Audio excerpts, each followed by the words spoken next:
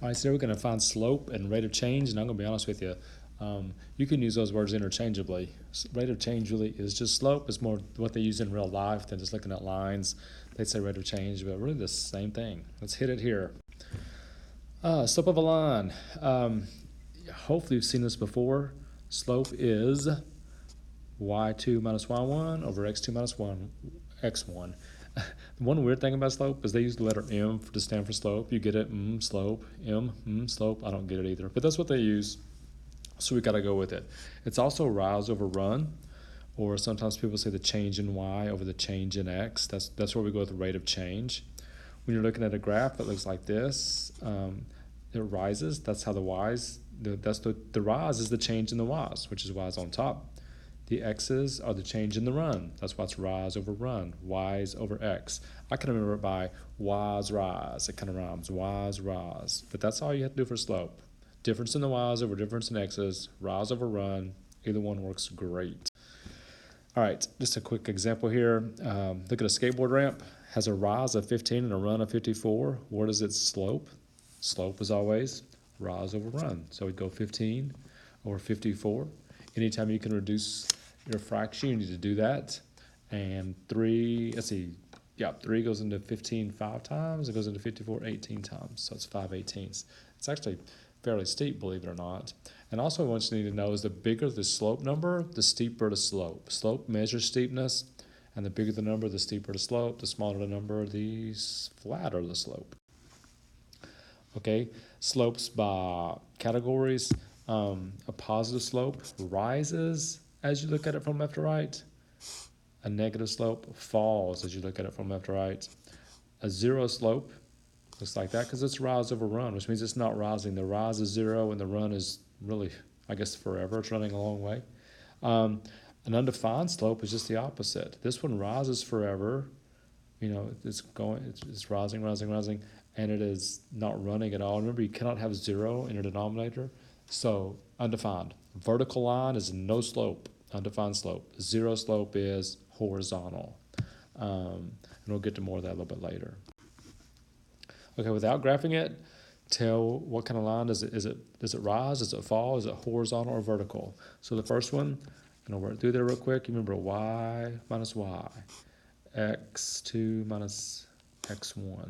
So on this one I'm gonna get 0. It doesn't really matter what I get on the bottom, I guess. 0 over 8. That equals 0. If the slope is 0, that means it is horizontal. It is horizontal. Look at the second one here. The second one, same steps. y2 minus y1, x2 minus x1. Do your subtraction, you get negative 4 over 8. Okay, that's a negative slope because it's a negative, which is really negative 1/2, by the way. I guess I should finish that.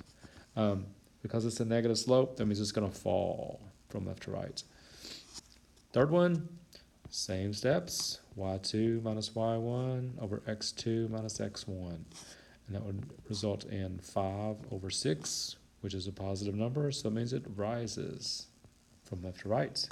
And we have one more. I got a feeling I know what this is going to happen. There's only one thing missing. We'll see if it's true. y2 minus y1, x2 minus x1. And you get negative 7 over 0. And because 0 is on the bottom, it's undefined. And what kind is undefined?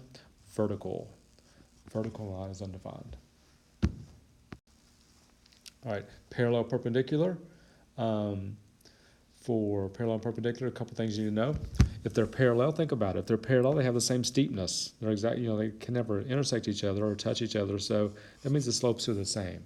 If they're parallel, slopes are the same. If they're perpendicular, means they make a right angle when they intersect.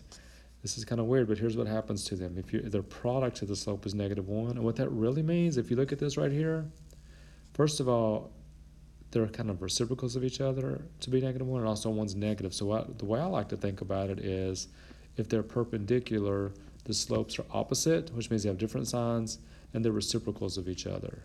They're opposite reciprocals if they're perpendicular. All right, they're going to give you a couple examples here and see, what the deal is. So let's look at A first. Let's make it a little bigger here. There we go. So on A, line 1, the slope is going to be y2 minus y1, x2 minus x1. Now we'll get negative 3 over 2. Now I'm gonna do line 2 now.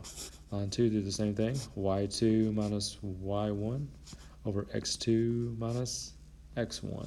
So I get 4 over 6, which is 2/3. Now look at the two slopes. The reciprocals, they're opposite. They have different signs, so they're opposite reciprocals, which means they're perpendicular. That would be perpendicular. Without even drawing them, you can tell that just by checking their slopes. All right, let's check B real quick. Let's go over here. Line 1, slope is y2 minus y1 over x2 minus x1. That's going to give me negative 5 over 3. Let's check the second one.